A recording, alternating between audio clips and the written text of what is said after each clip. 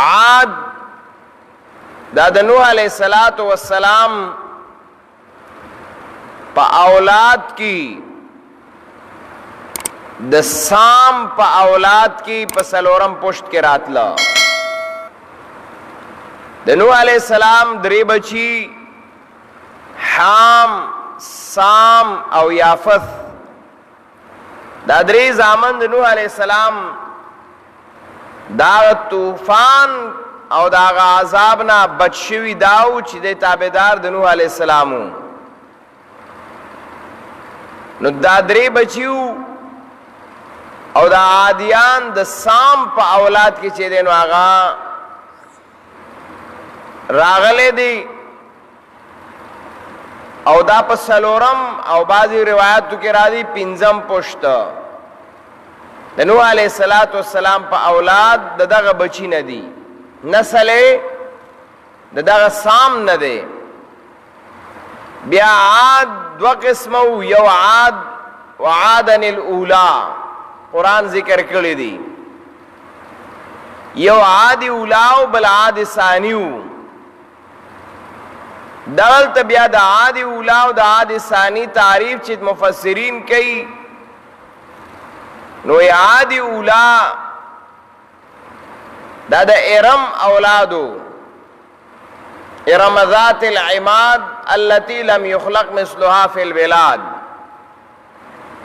او د ارم دا د نیکو د بعض علماء لیکي نیکو د عادیانو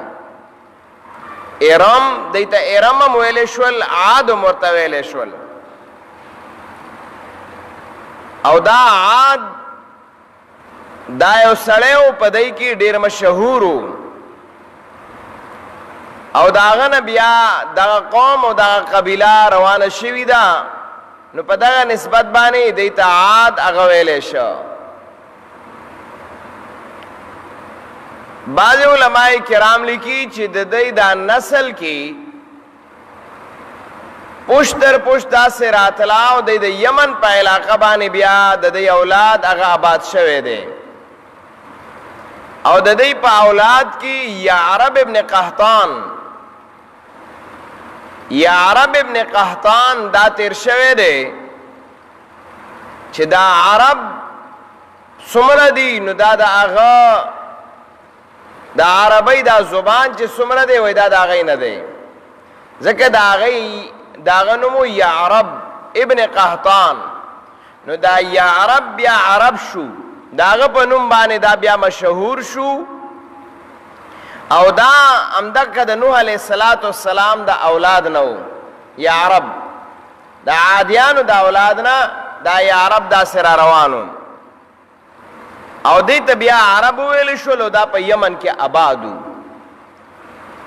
او بعض علماء کرام لکی چې دا بیا عمالقو تا منتقل شویو او دا یو لوی واقعات او لوی تاریخ دی بیا نو دا عادیان اولا وی دغو او عادن الاولا و سمود فما ابقا دویم عادیان اغا سمودیان ورته ویلې شي وی دا دواړه د ارم دو شاخونو د ارم د اولاد دو شاخونو یو ته عاد ویلې شي بل ته سمود ویلې شي بعض علماء لیکي چې چونکی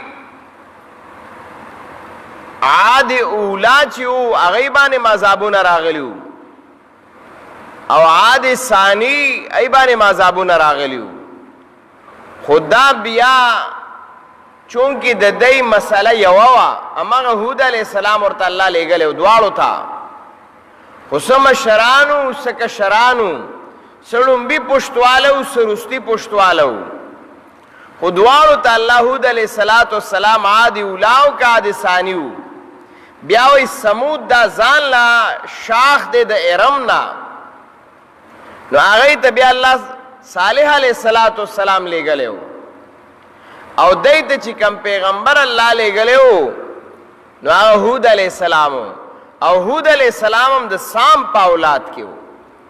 او د دې سره په پشت کې یو یعنی هود علیہ السلام هم په څلورم پنځم پشت کې او عادیان دا چې آدم چې دا د څلورم او پنځم پشت والا سړی نو الله ورته هود علیہ السلام هغه لېږلی هود علیہ السلام دعوت ورکولو دا په تمام امتونو کې هغه امت دی چې د جسامت اور د قد و قامت په لحاظ ډېر مضبوط قوم ځکه قرآن کریم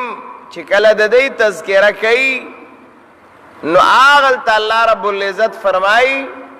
چې د دې پرنګ الله نه دی پیدا کړی مخلوق بیا سورہ فجر کی 13 سپارہ کی قرآن فرمائی 8 نمبر آیات کی الم تر کیف فعل ربک بعاد آیت ندی لیدلی چې الله څنګه چل ستارب څنګه چل کړو د عادیانو سره ارم چې هغه د ارم قبیلی والو د شاخ والو د هغه اولادو ذات العماد دلوی تنو والا التي لم يخلق مثلها في البلاد آغا چې ندی پیدا شوی په مثل دا غیبانې په خاریو کلو کې بیا نته مخکې داسې پیداو او نته رستو داسې پیداو ډېر مضبوط قد و قامت او جسامت والو وې دی باندې الله رب العزت عذاب داسې راوسته و چې 3 کاله په الله مسلسل باران بن کړو 3 کاله د دې چې څومره باغاتو ځکه منلې نه هود علیہ السلام ورته ډېر نصیحتونه ډېر وعظونه ډېر بیانونه دعوتونه د الله د وحدانیت د مسلې ورکړي خو منون کې نو الله رب العزت د طرف نه په دې باندې سو قسم عذاب راغلی دی سو قسم عذاب یو داو چې دی الله رب العزت په قحط باندې گیر کړیو چې 3 کاله مسلسل دا باران په دی باندې بند شوی او دا هغه باران د بندش د وجې نه چونکې دا ډېر محنت کش خلکو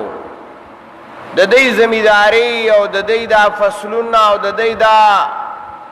هر څه داسې و چې دی هر څه پریمانه و بالکل د هر شي سم زیاتوالی ورسره او یو عیش و د عشرت زندگی وا طاقت او قوت زندگی وا خم د محنت زندگی وا فصلونه به هم کېدل باغونه به هم کېدل میوې به هم کېدي اولاد هم سم شیو لولې بلاګانو خو به هر حال چې کله خلاف شروع که نو الله په باران بند که 3 کاله په باران بندو د دې چې څومره فصلونه او ټول وچ باغونه وچ شو ځمکه داسې وچه شوه چې هغه سمه تانبه شوه او 3 کاله بعد باران اونشه نو الله په د هغې نه بعد هوا شروع کړه او هغه هوا داسې وه قرآن فرمایي سخرها علیهم 7 لیال و 8 ایام هوا شروع کړه نو چې هوا یې پې شروع کړه تمام مکانات منهدم شو هر څه ونې بوټي چې څومره وو فصلونه وو سپاتی وچ او ټول تس نس شو ذره ذره کړل الله په هوا سره او څومره مضبوط مضبوط مکانات جوړ کړیو هغه مکاناتو نه راویستل او هغه په میدان ټول کړل او بیا چې په میدان کړل د خپل کې دا ویل چې مړه مونږ مضبوط خلک دا هوا مونږ ته سني شي ویلې نافرمانی وا بعض سرکشا هغه د خدای د عذاب نم نه یریږي اپ عذاب کی گرفتاری او مغه سرکشی کی نو دا دومره سرکش قومو چې بیا هم نه راګرځېده. بس موږ به یو بل سره پنجې لاسونه ورکو، دا هوا موږ ته څه نشي ویلی. خو الله میدان ته کړل، او چې میدان ته کړل نو د هوا سپیډ ورپسې نورم سیواک ټولې اوچت کړل. داسې اوچت نه کړي، داسې لکه دغه اوچت کړل، داسې به زغلول، منډې به ورکولې. مفسرین لیکي داسې منډې به ورکولې لکه سړی چې هوا والي، او به داسې به اوچتول. او چې کم اوچت به کړل نو هغلته به مثال دلته ټولې او دا به داسې اوچت که نو بره به هوا کیو، به داسې به الله جنګول. دا سرونه به الله جنگول، او هغه هوا کې بره به د یو بل سره ټکراوېدل، او الله خپله کې ووهل رو ووهل. نو قرآن سورې حاقه کې وایي چې داسې را پرېوتل لکه کأنهم اعجاز نخل خاویه. قرآن فرمایي چغې سورې والے بیا چغې سورې. سورې حاقه 29 پارا التا اللہ رب العزت فرمائی وَأَمَّا عَادٌ شپږم نمبر آیات وَأَمَّا عَادٌ فَأُهْلِكُوا بِرِيحٍ صَرْصَرٍ عَاتِيَةٍ. ډېره تیزه بی خیر هوا په الله روا چولا، او دلته هم ګوره ریح ویلی دی. سخرها علیهم 7 لیال، چلیده په دوی باندې وشپی و 8 ایام، 8 ورځې حسومان ارسه لري کړل. فتر القوم فيها صرا، ویني بته قوم لرا چې پدې کې تالید دي، قوم لرا چې پدې کې چغې والی، او دا سرا پریوتل کانهم اعجاز نخل خاویه، تبوی دا کجوري زړې تنې وي داسې پریوتل. څنګه چې د کجورو تنې پریوتې داسې د یوم هغه پریوتل. او ټول قرآن وی فعال ترا لهم من باقیه، ویني څه د باقي د هغې. هود علیہ السلام الله رب العزت ورته یو ځای مختص که مقرر که، او دا هغه ځای نومو حظیره. دا یو قله غونته وه، یو محل غونته و، بهر الله د هغې نه بار که وی دی فلانکي ځای ته لاړ شه، هلته حظیره مقام دی، په هغې کې ملګري م ورسره شو چې کم منونکي وو. او هود علیہ السلام مو هغې هغه مکان ته دننوتل، او په دې باندې د عذاب اوچلېده، هغې ته الله نجات ورکړ. د هغې هغه مکان څنګه چې الله د نوح علیہ السلام کشتۍ د طوفان نه بچ ساتله، داسې هغه مکان د هود علیہ السلام حظیره مکان چې و، داسې هغه هم الله رب العزت د هوا او د طوفان د هغې د هغه شدت او د سختۍ نه مکمل بچ او محفوظ وساته. ټول قوم هلاک شو، تباه شو. الله هود علیہ السلام ته نجات هغه ورکړه، خو الله دی په داسې طریقه باندې. او دی کې علما دام لیکي کله قرآن فرمایي که نه چې فاخذتهم الصیحه چې ونیول چغې، یعنی څنګه چې دی باران کې، په باران کې دا غړز غړوزي او درز دروزي او دا کړساري، داسې په دی باندې هغه چغې د عذاب ووهلی شوې په دې هوا دوران کې، چې د هغې سره د هغې پردې د غوږونو او دا د سرونو ټول نظام هغه وشلېده. یعنی الله په هر قسمه طریقه سره دی ونیول.